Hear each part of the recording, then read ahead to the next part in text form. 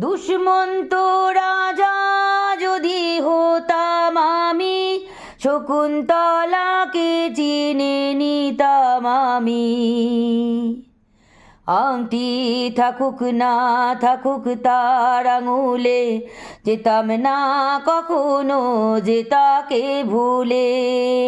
দুষ্মন্ত রাজা যদি হতাম আমি, শকুন্তলাকে চিনে নিতাম আমি।